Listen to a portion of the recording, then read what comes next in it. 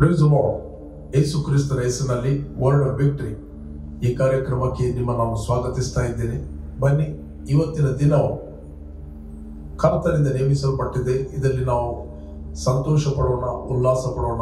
ಸಂತೋಷದೊಡನೆ ನಾವು ಕರ್ತನನ್ನು ಆರಾಧಿಸುವ, ದೇವರ ವಾಕ್ಯವನ್ನು ಧ್ಯಾನ ಮಾಡುವ, ಫೈನಲಿ ನಾವು ಪ್ರಾರ್ಥನೆ ಮಾಡುವ. ಬನ್ನಿ, ನಿಮ್ಮ ದುಃಖ, ಚಿಂತೆ, ನೋವು, ಬಾಧೆ ಏನೇ ಇದ್ದರೂ ಭಯಪಡಬೇಡ್ರಿ. ಕರ್ತನು ನಿಮ್ಮ ಜೊತೆಯಲ್ಲಿದ್ದಾನೆ. ಆತನು ನಿಮ್ಮನ್ನು ಸಂತೈಸ್ತಾನೆ. ಆತನು ಸಕಲ ವಿಧದಲ್ಲಿ ಸಂತೈಸುವ ತಂದೆ ದೇವರು ಆಗಿದ್ದಾನೆ. ಓಕೆ, ನಾವು ಸ್ವಲ್ಪ ಹೊತ್ತು ಕರ್ತನು ಆರಾಧಿಸುವ. Yes, Jesus.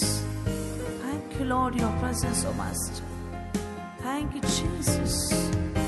Thank you.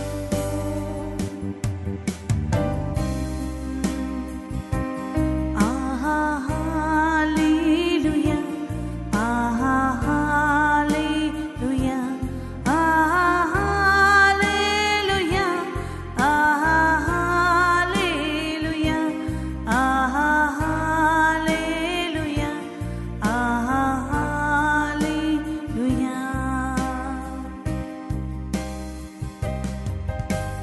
ನಿನ್ನ ಸಾನ್ನಿಧ್ಯ, ನಿನ್ನ ಮಹಿಮೆಯು, ನಿನ್ನ ಸಾನ್ನಿಧ್ಯ, ನಿನ್ನ ಮಹಿಮೆಯು, ಯೇಸು ಯೇಸು ಯೇಸು ಯೇಸು ಯೇಸು ಯೇಸು. ಮಹಿಮೆ ಮಹಿಮೆ ಮಹಿಮೆ ಮಹಿಮೆ ಮಹಿಮೆ ಮಹಿಮೆ. ಶುದ್ಧನು ಶುದ್ಧನು ಪರಿಶುದ್ಧನು, ಶುದ್ಧನು ಶುದ್ಧನು ಪರಿಶುದ್ಧನು.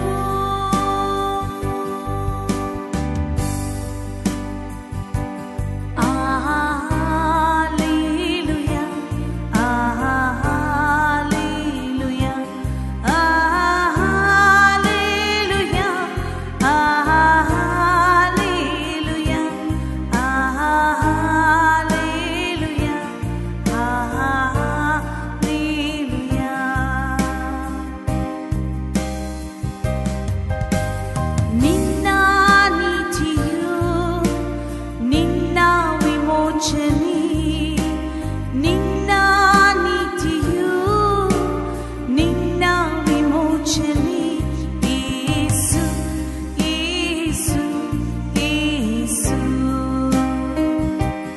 ಯೇಸು ಯೇಸು ಯೇಸು. ಮಹಿಮೆ ಮಹಿಮೆ ಮಹಿಮೆ ಮಹಿಮೆ ಮಹಿಮೆ ಮಹಿಮೆ.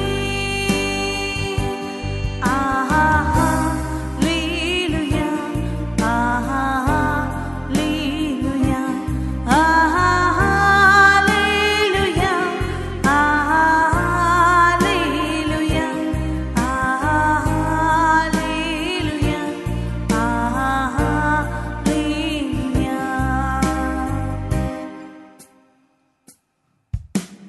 ನಿನ್ನ ಬಿಡುಗಡೆ, ನಿನ್ನ ಶುದ್ಧೀಕರಣ, ನಿನ್ನ ಬಿಡುಗಡೆ, ನಿನ್ನ ಶುದ್ಧೀಕರಣ, ಯೇಸು ಯೇಸು ಯೇಸು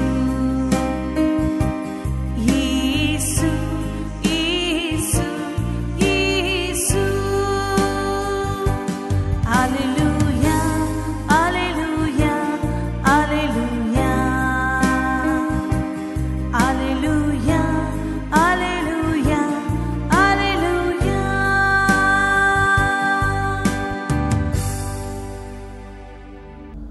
ಪ್ರೈಸ್ ದಿ ಲಾರ್ಡ್. ಇವತ್ತು ನಾವು ಧ್ಯಾನಕ್ಕೆ ತೆಗೆದುಕೊಂಡಂತ ದೇವರ ವಾಕ್ಯದ ಭಾಗ ಕೀರ್ತನೆಗಳು 16ನೇ ಕೀರ್ತನೆ 7ನೇ ವಚನ. ಯೆಹೋವನು ನನಗೆ ಆಲೋಚನೆಯನ್ನು ಹೇಳಿಕೊಡುತ್ತಾನೆ, ಆತನನ್ನು ಕೊಂಡಾಡುವೆನು. ರಾತ್ರಿ ಸಮಯಗಳಲ್ಲಿ ನನ್ನ ಅಂತರಾತ್ಮವು ನನ್ನನ್ನು ಬೋಧಿಸುತ್ತದೆ. ಇಲ್ಲಿ ದೇವರ ವಾಕ್ಯ ಹೇಳುತ್ತದೆ, ಕೀರ್ತನೆ 16 7ನೇ ವಚನ. ಇಲ್ಲಿ ದಾವೀದನು ತನ್ನ ಕೀರ್ತನೆಯಲ್ಲಿ ಆತನು ಬರೆಯುತ್ತಾನೆ. ನಾವು ನೋಡುತ್ತೇವೆ, ಯೆಹೋವನು ನನಗೆ ಆಲೋಚನೆಯನ್ನು ಹೇಳಿಕೊಡುತ್ತಾನೆ, ಆತನನ್ನು ಕೊಂಡಾಡುವೆನು. ರಾತ್ರಿ ಸಮಯಗಳಲ್ಲಿ ನನ್ನ ಅಂತರಾತ್ಮವು ನನ್ನನ್ನು ಬೋಧಿಸುತ್ತದೆ. ಇಲ್ಲಿ ದಾವೀದನನ್ನು ನಾವು ನೋಡುತ್ತಿರುವಾಗ ಆತನು ಪ್ರತಿಯೊಂದು ತನ್ನ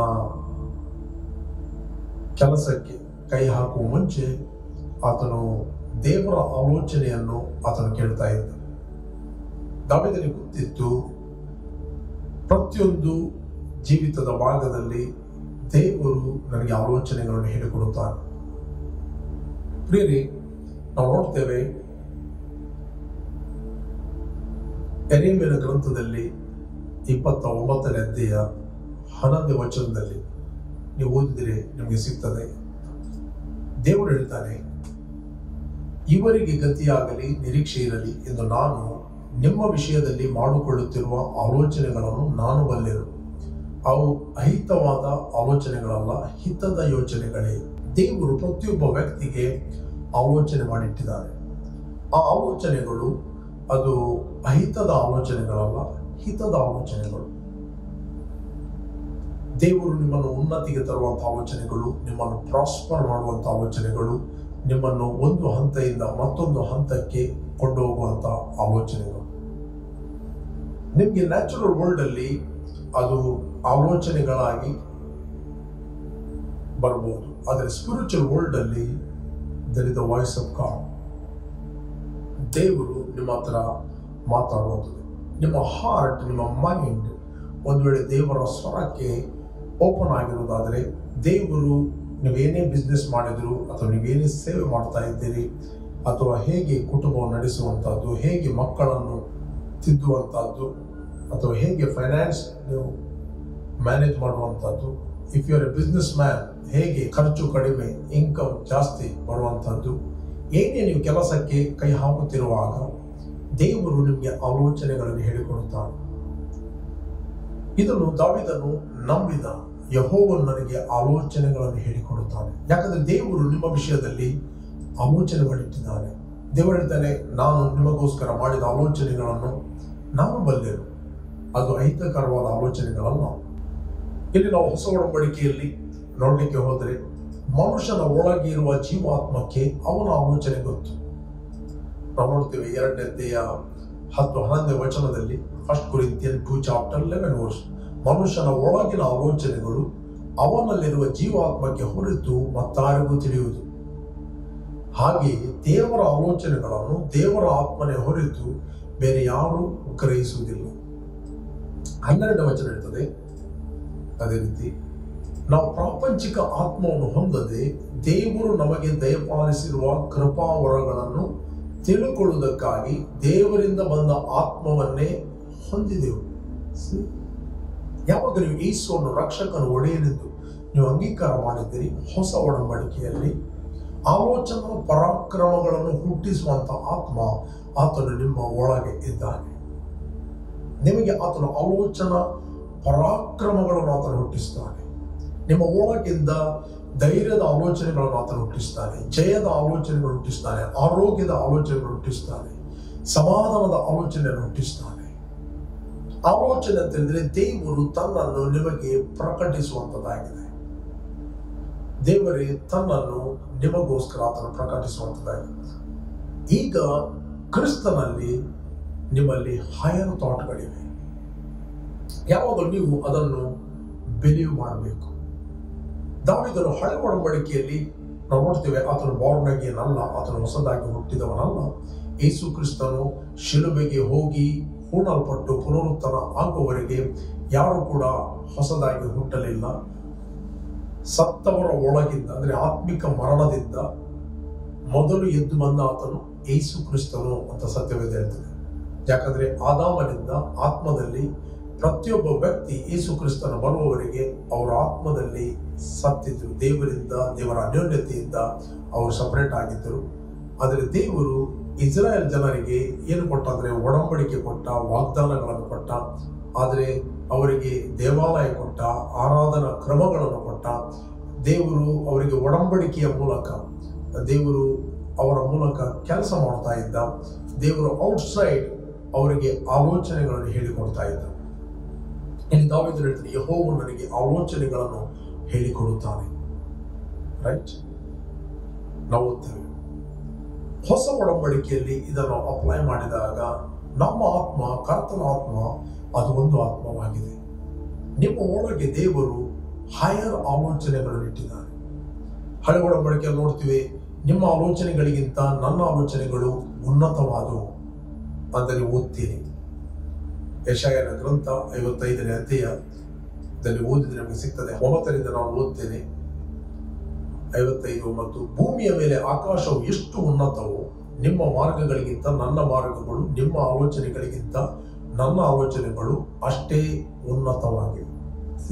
ದೇವರ ಆಲೋಚನೆಗಳು ಉನ್ನತ ಆಲೋಚನೆಗಳಾಗಿದೆ. ಹೈಯರ್ ಥಾಟ್, ಹೈಯರ್ ಆಲೋಚನೆಗಳು. ಇಲ್ಲಿ ಸತ್ಯವೇದ ಹೇಳುತ್ತದೆ, ನಾವು ನೋಡ್ತೇವೆ, ಈಗ ತಾನೇ ಓದಿದ್ದೇವೆ ಕೊರಿಂಥಿಯನ್ 2 ಚಾಪ್ಟರ್ 10, 11, 12 ಮನುಷ್ಯನ ಒಳಗಿನ ಆಲೋಚನೆ ಅವನಲ್ಲಿರುವ ಜೀವಾತ್ಮ ಹೊರತು ಮತ್ತೆ ಯಾರಿಗೆ ತಿಳಿಯುವುದು. ಹಾಗೆ ದೇವರ ಆಲೋಚನೆಗಳು ದೇವರ ಆತ್ಮನೇ ಹೊರತು ಬೇರೆ ಯಾರಿಗೂ ಗ್ರಹಿಸುತ್ತಿಲ್ಲ. ಈಗ ದೇವರ ಆಲೋಚನೆಗಳನ್ನು ಉಂಟು ಮಾಡುವ ಆತ್ಮ ನಮ್ಮ ಒಳಗೆ ವಾಸ ಮಾಡ್ತಾ ಇದ್ದಾನೆ. ಇನ್ Christ we have higher thought. ನಮಗೆ ದೇವರು ಹೈಯರ್ ಆಲೋಚನೆಗಳನ್ನು ಕೊಟ್ಟಿದ್ದಾನೆ. ಉನ್ನತವಾದ ಆಲೋಚನೆಗಳು ನಮಗೆ ಕೊಟ್ಟಿದ್ದಾನೆ. ಉನ್ನತವಾದ ಆಲೋಚನಾ ಪರಾಕ್ರಮಗಳನ್ನು ಹುಟ್ಟಿಸುವ ಆತ್ಮ ನಮಗೆ ಆತನು ಅನುಗ್ರಹ ಮಾಡಿದ್ದಾನೆ. ಕೆಲವೊಂದು ನಾವು ಪ್ರಾರ್ಥನೆಗಳನ್ನು ನಾವು ಹಳೆ ಒಡಂಬಡಿಕೆಯಲ್ಲಿ ಓದ್ತೇವೆ, ಅಲ್ಲೇ ನಾವು ಬಿಡ್ತೇವೆ. ಹಳೆ ಒಡಂಬಡಿಕೆ ಎಲ್ಲ ವಾಕ್ಯಗಳನ್ನು, ಆ ವಾಗ್ದಾನಗಳನ್ನು ನಾವು ಹೊಸ ಒಡಂಬಡಿಕೆಯಲ್ಲಿ ಕ್ರಿಸ್ತನ ಬೆಳಕಿನಲ್ಲಿ ನಾವು ಅದನ್ನು ನೋಡಬೇಕು. ಕ್ರಿಸ್ತನ ಬೆಳಕಿನಲ್ಲಿ ನಾವು ನೋಡಿದರೆ ನಮಗೆ ಅದು ಅರ್ಥ ಆಗ್ತದೆ. Praise God. ನಾವು ಕೇವಲ ಒಂದು ಸೈಡಲ್ಲಿ ಕೂತ್ಕೊಳ್ಳೋದಲ್ಲ, ದೇವರೇ ನನ್ನ ಆಲೋಚನೆಗಳಿಂದ ನಿನ್ನ ಆಲೋಚನೆ ಉನ್ನತ. ಅಫ್ಕೋರ್ಸ್ ಇವತ್ತು ದೇವರು ಹೇಳ್ತಾ ಇದ್ದಾನೆ, ತನ್ನ ಆತ್ಮನ ಮೂಲಕ ನಮಗೆ ಹೈಯರ್ ಥಾಟ್ಗಳನ್ನು ಕೊಟ್ಟಿದ್ದಾನೆ. ಥ್ಯಾಂಕ್ ಗಾಡ್, ನಿನಗೆ ಆಲೋಚನೆಗಳನ್ನು ಪವಿತ್ರಾತ್ಮನ ಮೂಲಕ ಕೊಟ್ಟಿದ್ದೆ. ನೀನು ಯಾವಾಗಲೂ ನನಗೆ ಆಲೋಚನೆಗಳನ್ನು ಹೇಳಿಕೊಡ್ತಾ ಇದ್ದೆ. ಇವತ್ತು ಕ್ರಿಸ್ತನಲ್ಲಿ ನನ್ನ ಆಲೋಚನೆಗಳು ಅದು ಉನ್ನತವಾದ ಆಲೋಚನೆಗಳು. ನಿಮ್ಮ ಆಲೋಚನೆಗಳು ಯಾವುದಂತ ಹೇಳಿದ್ರೆ loneliness, depression, tension, the worry, the failure, fear of future. ಒಂದು ಆಲೋಚನೆ. ಫಿಯರ್ ಆಫ್ ಫ್ಯೂಚರ್, ಭವಿಷ್ಯದ ವಿಷಯದ ಭಯ, ಭವಿಷ್ಯದ ವಿಷಯದ ನಿರಾಶೆ, ಒಂದು ರೀತಿಯ ಡಿಪ್ರೆಷನ್ ಆಲೋಚನೆಗಳು. ಆದರೆ ದೇವರ ಆಲೋಚನೆಗಳು ಸಮಾಧಾನವುಳ್ಳ ಆಲೋಚನೆಗಳು, ಪ್ರೀತಿಯ ಆಲೋಚನೆಗಳು, ಧೈರ್ಯದ ಆಲೋಚನೆಗಳು, ಜಯದ ಆಲೋಚನೆಗಳು, ಕಾನ್ಫಿಡೆನ್ಸ್ ಥಾಟ್ಸ್ಗಳು. Praise God. ಯಾವಾಗಲೂ ಹೈಯರ್ ಥಾಟ್ಗಳು, ಆ ಥಾಟ್ಗಳು, ಆ ಆಲೋಚನೆಗಳನ್ನು ಪವಿತ್ರಾತ್ಮನ ಮೂಲಕ ನಿಮಗೆ ಆತನು ಕೊಟ್ಟಿದ್ದಾನೆ. ಬೇಕಾದರೆ ನನಗೆ ಕ್ಲಿಯರ್ ಆಗಿ ಓದ್ತೇನೆ. 1 ಕೊರಿಂಥ 2:9. ಆದರೆ ಬರೆದಿರುವ ಪ್ರಕಾರ ದೇವರು ತನ್ನನ್ನು ಪ್ರೀತಿಸುವವರಿಗಾಗಿ ಸಿದ್ಧ ಮಾಡಿರುವಂಥದ್ದೆಲ್ಲವನ್ನು ಕಣ್ಣು ಕಾಣಲಿಲ್ಲ, ಕಿವಿ ಕೇಳಲಿಲ್ಲ, ಅದರ ಭಾವನೆಯು ಮನುಷ್ಯನ ಹೃದಯದಲ್ಲಿ ಹುಟ್ಟಲಿಲ್ಲ. 10 ನಮಗಾದರೂ, ವೆರಿ ಇಂಪಾರ್ಟೆಂಟ್, ನಮಗಾದರೂ, ಹಳೆ ಒಡಂಬಡಿಕೆಯಲ್ಲಿ ಅದು ಇರಲಿಲ್ಲ. ನಮಗಾದರೂ ದೇವರು ತನ್ನ ಆತ್ಮನ ಮೂಲಕ ಅದನ್ನು ಪ್ರಕಟಿಸಿದರು. ಆ ಆತ್ಮನು ಎಲ್ಲಾ ವಿಷಯಗಳನ್ನು, ದೇವರ ಅಗಾಧವಾದ ವಿಷಯಗಳನ್ನು ಕೂಡ ಪರಿಶೋಧಿಸುವನಾಗಿದ್ದಾನೆ. 11 ಮನುಷ್ಯನ ಒಳಗಿನ ಆಲೋಚನೆಗಳು ಅವನಲ್ಲಿರುವ ಜೀವಾತ್ಮಕ್ಕೆ ಹೊರತು ಮತ್ತಾರಿಗೆ ತಿಳಿಯುವುದು. ಹಾಗೆ ದೇವರ ಆಲೋಚನೆಗಳನ್ನು ದೇವರ ಆತ್ಮನೆ ಹೊರತು ಬೇರೆ ಯಾರು ಗ್ರಹಿಸುತ್ತಿಲ್ಲ. 12 ನಾವು ಪ್ರಾಪಂಚಿಕ ಆತ್ಮವನ್ನು ಹೊಂದದೆ ದೇವರು ನಮಗೆ ದಯಪಾಲಿಸಿರುವ ಕೃಪಾವರಗಳನ್ನು ತಿಳ್ಕೊಳ್ಳುವುದಕ್ಕಾಗಿ ದೇವರಿಂದ ಬಂದ ಆತ್ಮವನ್ನೇ ಹೊಂದಿದೆವು. 13 ಇವುಗಳನ್ನು ಮನುಷ್ಯ ಜ್ಞಾನವು ಕಲಿಸಿದ ಮಾತುಗಳಿಂದ ಹೇಳದೆ ದೇವರ ಆತ್ಮನೆ ಕಲಿಸಿಕೊಟ್ಟ ಮಾತುಗಳಿಂದ ಹೇಳಿ ಆತ್ಮ ಸಂಬಂಧವಾದವುಗಳನ್ನು ಆತ್ಮನಿಗೆ ಯುಕ್ತವಾದ ರೀತಿಯಲ್ಲಿ ವಿವರಿಸುತ್ತೇವೆ. 14 ಪ್ರಾಕೃತ ಮನುಷ್ಯನು ದೇವರ ಆತ್ಮನ ವಿಷಯಗಳನ್ನು ಬೇಡವೆನ್ನುತ್ತಾನೆ. ಅವು ಅವನಿಗೆ ಹುಚ್ಚು ಮಾತಾಗಿ ತೋರುತ್ತವೆ. ಅವು ಆತ್ಮ ವಿಚಾರದಿಂದ ತಿಳಿಯತಕ್ಕವುಗಳಾಗಿರಲಾಗಿ ಅವನು ಅವುಗಳನ್ನು ಗ್ರಹಿಸಲಾರನು. 15 ದೇವರ ಆತ್ಮನಿಂದ ನಡೆಸಿಕೊಳ್ಳುವವನು ಎಲ್ಲವನ್ನು ವಿಚಾರಿಸಿ ತಿಳುಕೊಳ್ಳುತ್ತಾನೆ, ಆದರೆ ಇವನನ್ನು ಯಾವನಾದರೂ ವಿಚಾರಿಸಿ ತಿಳುಕೊಳ್ಳುವುದಿಲ್ಲ. 2ನೇ 16ನೇ ವಚನ, ಕರ್ತನ ಮನಸ್ಸನ್ನು ಅಂದ್ರೆ ಕರ್ತನ ಆಲೋಚನೆಗಳನ್ನು ತಿಳುಕೊಂಡು ಆತನಿಗೆ ಉಪದೇಶಿಸುವನು ಯಾರು ಎಂದು ಬರೆದಿದೆಯಲ್ಲ, ಅದು ಒಳಗಡೆ ಮಡಿಕೆ. ನೆಕ್ಸ್ಟ್ ಇರುತ್ತೆ ಫೈನಲ್, ನಮಗಾದರೂ ಕ್ರಿಸ್ತನ ಮನಸ್ಸು ದೊರಕಲ್ಪಟ್ಟಿದೆ. We have a higher thought. ಕ್ರಿಸ್ತನಲ್ಲಿ ನಮಗೆ ದೇವರು ತನ್ನ ಆತ್ಮವನ್ನು ಕೊಟ್ಟಿದ್ದಾನೆ. ನಮ್ಮಲ್ಲಿ ಕ್ರಿಸ್ತನಲ್ಲಿ ಉನ್ನತವಾದ ಆಲೋಚನೆಯನ್ನು ನಿಮ್ಮ ಒಳಗೆ ಇಟ್ಟಿದ್ದಾನೆ. ಇವತ್ತು ದೇವರ ಆತ್ಮನು ನಿಮ್ಮ ಒಳಗೆ ವಾಸ ಮಾಡ್ತಾ ಇದ್ದಾನೆ. ನಿಮ್ಮ ಆತ್ಮ ಕರ್ತನ ಆತ್ಮ ಒಂದು ಆತ್ಮವಾಗಿದೆ.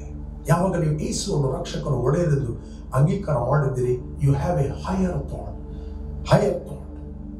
ನಿಮ್ಮಲ್ಲಿರುವ ಆಲೋಚನೆಗಳು ರೋಗದ ಆಲೋಚನೆಗಳಿಗಿಂತ ಉನ್ನತ ಆಲೋಚನೆಗಳು. ನಿಮ್ಮಲ್ಲಿರುವ ಆಲೋಚನೆಗಳು ಭಯದ ಆಲೋಚನೆಗಳಿಗಿಂತ ಉನ್ನತ ಆಲೋಚನೆಗಳು. ನಿಮ್ಮಲ್ಲಿರುವ ಆಲೋಚನೆಗಳು ಅದು ಲೋನ್ಲಿನೆಸ್ನ ಆಲೋಚನೆಗಳಿಂದ ಉನ್ನತವಾದ ಆಲೋಚನೆಗಳು.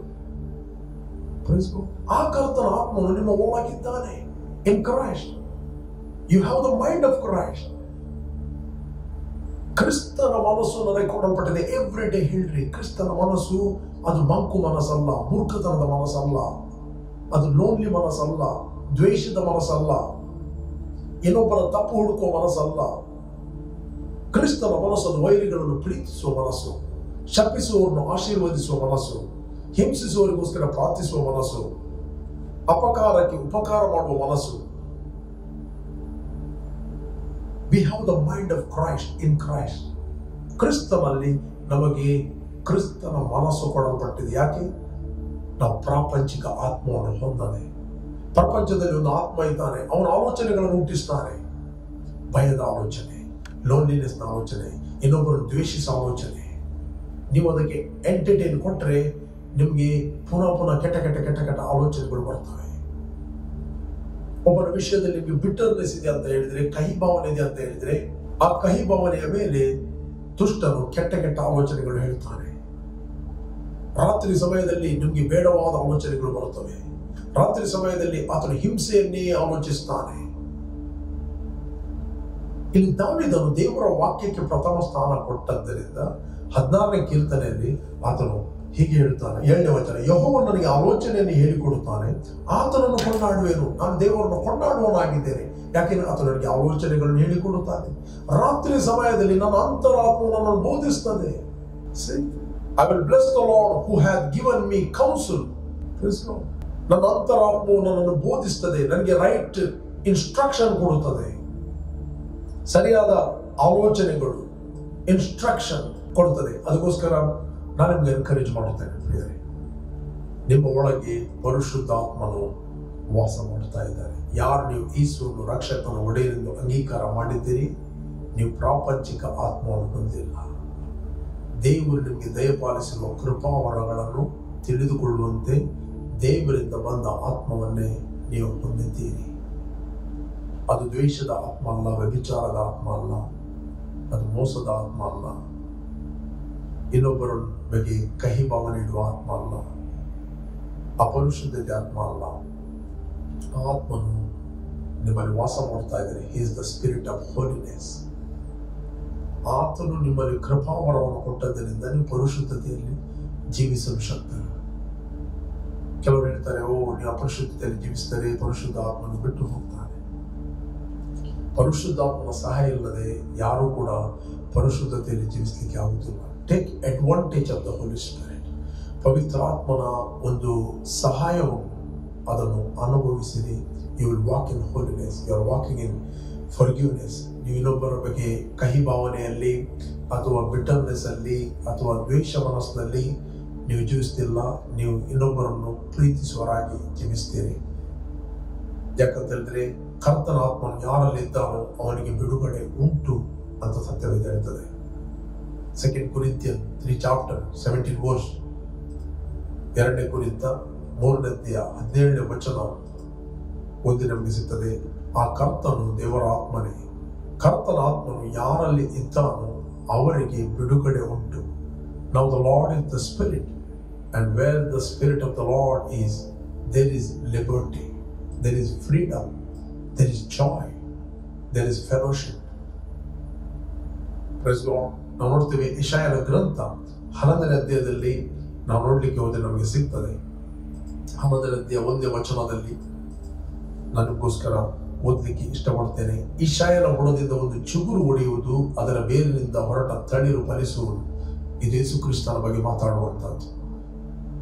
2ನೇ ವಚನ ಹೇಳ್ತದೆ, ಆ ಅಂಕುರದ ಮೇಲೆ ಜ್ಞಾನ ವಿವೇಕದ ಆತ್ಮ, ಆಲೋಚನಾ ಪರಾಕ್ರಮಗಳನ್ನು ಹುಟ್ಟಿಸುವ ಆತ್ಮ, ತಿಳುವಳಿಕೆಯನ್ನು ಯೆಹೋವನ ಭಯವನ್ನು ಉಂಟು ಮಾಡುವ ಆತ್ಮ.